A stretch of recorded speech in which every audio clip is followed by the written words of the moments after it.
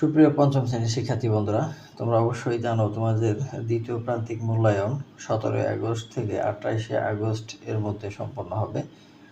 তো ইতিমধ্যেই অনেকেই সিলেবাস শেষ করে ফেলেছে।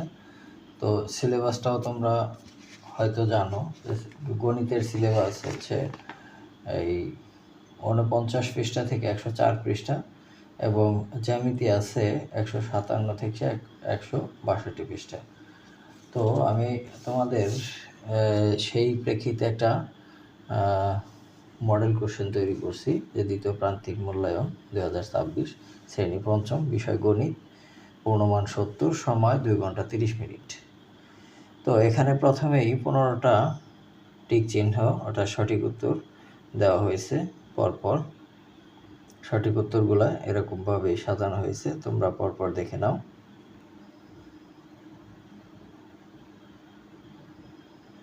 এখানে 10 পর্যন্ত আছে টিক চিহ্ন, তারপরের পৃষ্ঠায় আছে আরও 5টা।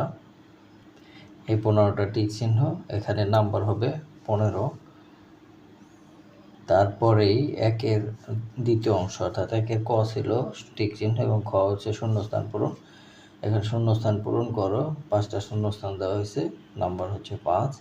তারপরে 2 নম্বরের সংক্ষেপে উত্তর দাও, এখানে 10টা সংক্ষেপে উত্তর দিতে হবে, নাম্বার হচ্ছে 10।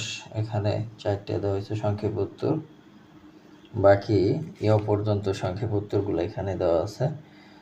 তারপর 3 নম্বরে হচ্ছে বড় প্রশ্ন উত্তর অর্থাৎ ডাকের অঙ্ক, নন প্রশ্ন সহ মোট 8টি প্রশ্ন উত্তর দিতে হবে, অর্থাৎ 5 করে নাম্বার, 5 × 8 = 40।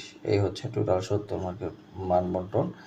তো ক নম্বরে যে প্রশ্নটা, রিমার্ক আছে লাল ও নীল রঙের 2টি ফিতা আছে, এভাবে অঙ্কগুলো সাজানো হয়েছে। তারপরে খ, তারপরে গ, ঘ, অঙ্গ, চ, এরপরে বাকিটা শেষ পৃষ্ঠায়।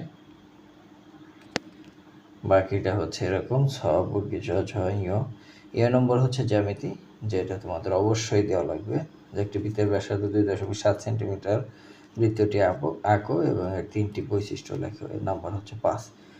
তো শিক্ষার্থী বন্ধুরা, এই পর্যন্তই, তোমরা এটা প্র্যাকটিস করো, পরবর্তীতে আরও মডেল দেওয়া হবে, তোমরা পাশে থেকো। ধন্যবাদ। সুপ্রিয় পঞ্চম শ্রেণীর শিক্ষার্থী বন্ধুরা, তোমরা অবশ্যই জানো তোমাদের দ্বিতীয় প্রান্তিক মূল্যায়ন 17 আগস্ট থেকে 28 আগস্ট এর মধ্যে সম্পন্ন হবে। তো ইতিমধ্যেই অনেকেই সিলেবাস শেষ করে ফেলেছে। তো সিলেবাসটাও তোমরা